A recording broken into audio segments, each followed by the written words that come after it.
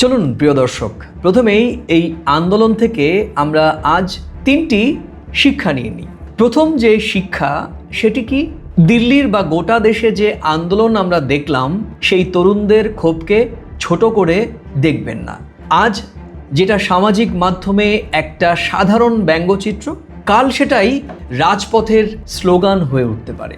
দ্বিতীয় শিক্ষা কি? দ্বিতীয় শিক্ষা, আন্দোলনের দাবি যতই ন্যায্য হোক না কেন, নিয়ন্ত্রণ হারালেই আসল প্রশ্ন চাপা পড়ে যায়।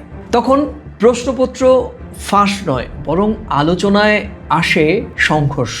শিক্ষার্থীদের ভবিষ্যতের কথা নিয়ে আর শিরোনাম নয়, বরং শিরোনাম হয়ে ওঠে পুলিশ প্রতিবাদকারীদের ধস্তাধস্তি। আর তৃতীয় শিক্ষা, সেটা কি? তৃতীয় শিক্ষা হচ্ছে সরকার, বিরোধী দল কিংবা গণমাধ্যম কেউই এখন আর শুধুমাত্র দর্শক থাকতে পারেন না। কারণ নতুন প্রজন্ম শুধু প্রশ্ন করেই থেমে যাচ্ছে না, তারা এর উত্তর চাইছে এবং সেটি সময় বেঁধে দিয়ে। আর উত্তর না পেলে নিজেরাই আলোচনার মঞ্চ তৈরি করে নিচ্ছে। এবার খুব সংক্ষেপে 3 ভাগে গোটা বিষয়টি বুঝবার চেষ্টা করব। সেটি কি? প্রথমে বলবো এই আন্দোলন ভারতীয় গণতন্ত্রকে ঠিক কী ইতিবাচক বার্তা দিল। দ্বিতীয় ভাগে বলবো কোথায় আন্দোলন নিজের শক্তিকেই খানিকটা হলেও দুর্বল করে ফেলেছিল। আর তৃতীয় প্রশ্ন, সেটা কি? তৃতীয় প্রশ্ন তুলব, এখান থেকে সরকার, আমাদের বিরোধী দলগুলো, গণমাধ্যম এবং আন্দোলনকারীদের আগামীর পথে ঠিক কী করা উচিত। চলুন দর্শক, তবে আজকের এই ছোট্ট বিশ্লেষণ শুরু করা যাক। প্রথমেই বলবো এই আন্দোলনের ইতিবাচক দিক ঠিক কী ছিল। এই আন্দোলনের সবচেয়ে বড় সাফল্য কি জানেন? একটি কঠিন জাতীয় সমস্যাকে সাধারণ মানুষের আলোচনার কেন্দ্রবিন্দুতে নিয়ে আসা।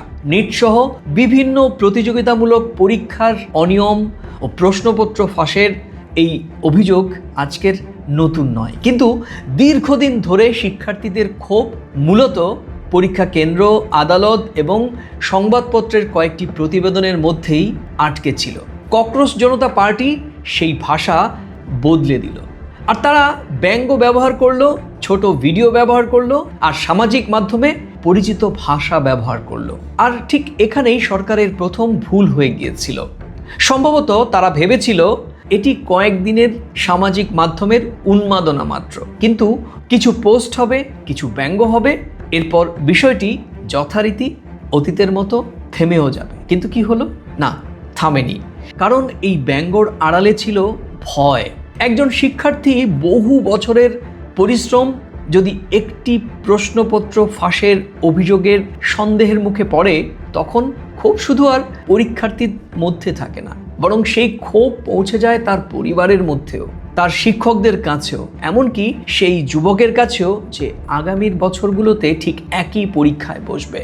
অর্থাৎ আন্দোলনটি একটি পরীক্ষাকে ছাড়িয়ে গোটা পরীক্ষা ব্যবস্থার বিশ্বাসযোগ্যতাকে প্রশ্নের মুখে দাঁড় করিয়ে দেয়। আর এখানেই দ্বিতীয় ইতিবাচক দিক, সরকারকে আলোচনায় বসতে হয়েছে। গণতন্ত্রে কোনো সরকার আন্দোলনকারীদের সব দাবি মেনে নেবে এমনটি আমরা দেখিনি, বা সেটি সম্ভব নয়। আবার আন্দোলনকারীদের সব বক্তব্য সঠিক হবে এমন ঘটনা অতীতেও ছিল না, আগামীতেও আমরা দেখব না, বা সেই নিশ্চয়তাও আমরা দিতে পারবো না।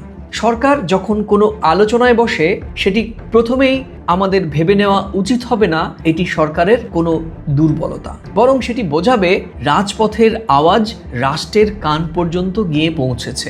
বিজেপি সরকারের জন্য এই আন্দোলন তাই একটি সতর্কবার্তা। তরুণদের এই সমস্যা শুধু রাজনৈতিক বক্তৃতা দিয়ে সামলানো যাবে না, তাদের সামনে তথ্য রাখতে হবে এবং তদন্তের অগ্রগতিও জানাতে হবে, এবং ভুল হয়ে থাকলে তার দায় স্বীকারও করতে হবে। বিরোধীরাও একটি বিষয় বুঝেছে, সেটি কি?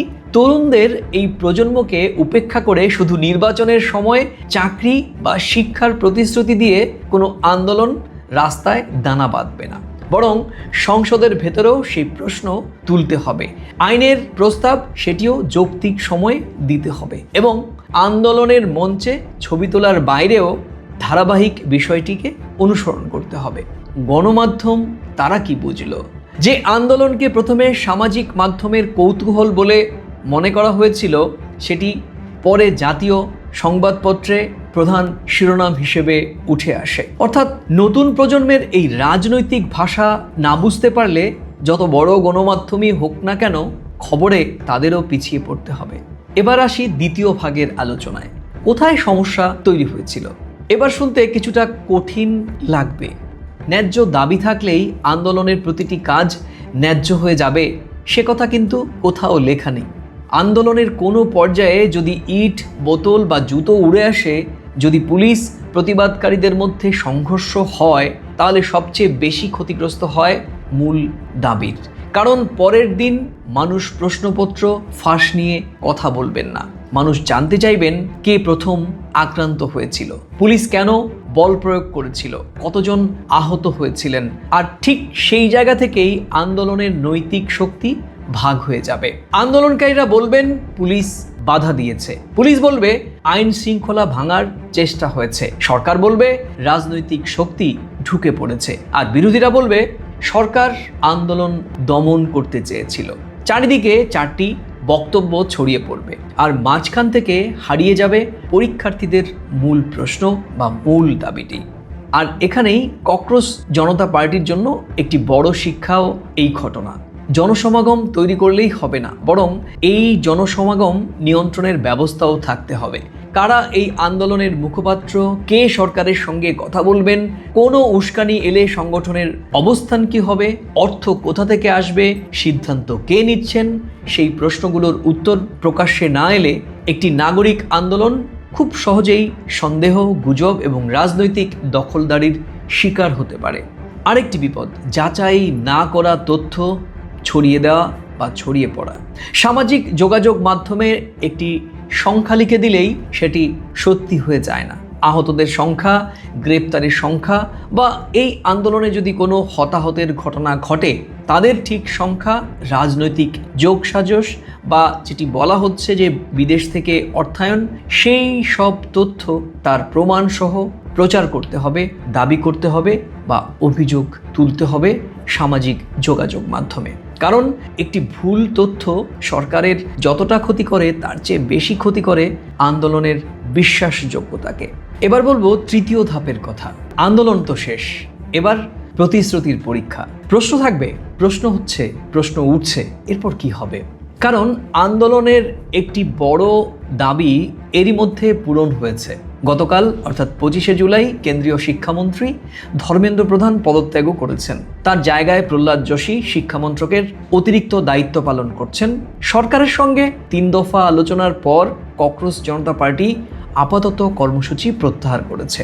আন্দোলনকারীদের বিরুদ্ধে মামলা, ক্ষতিগ্রস্ত পরিবারগুলোকে সহায়তা এবং অবশ্যই পরীক্ষা ব্যবস্থার সংস্কার নিয়েও কেন্দ্রীয় সরকারের কাছ থেকে আশ্বাস মিলেছে। কিন্তু এখানে কি গল্প শেষ হয়ে যাবে? কারণ মন্ত্রী বদলানো সহজ, ব্যবস্থা বদলানো এতটা বোধহয় সহজ নয়। সেটি কিন্তু যথেষ্টই কঠিন। 4 সপ্তাহ পরে কেন্দ্রীয় সরকার এবং আন্দোলনকারীদের ফের আলোচনায় বসার কথা। সেই বৈঠকেই বোঝা যাবে সরকার শুধু সময় নিয়েছে নাকি সত্যি সরকার কাজও করেছে। নতুন শিক্ষামন্ত্রীর সামনে এখন 3টি পরীক্ষা। প্রশ্নপত্র ফাঁস ঠেকাতে কি দ্রুত বদল আনা হচ্ছে? দোষীদের বিরুদ্ধে কত দ্রুত ব্যবস্থা নেওয়া হচ্ছে? আর অবশ্যই শিক্ষার্থীদের হারানো বিশ্বাস কিভাবে তিনি ফিরিয়ে আনতে পারেন? ককরোচ জনতা পার্টিরও দায়িত্ব রয়েছে। কর্মসূচি প্রত্যাহার মানে নজরদারি প্রত্যাহার নয়, 4 সপ্তাহ পরে আবার নতুন কোনো স্লোগান নয়, বরং সরকারের কাজের হিসেবও তাদের চাইতে হবে। আর বিরোধীদের, তারা শুধুমাত্র পদত্যাগের জয় উদযাপন করলে চলবে না। সংসদে পরীক্ষা সংস্কারের স্থায়ী ব্যবস্থা চাইতে জোরালো আওয়াজ তুলতে হবে।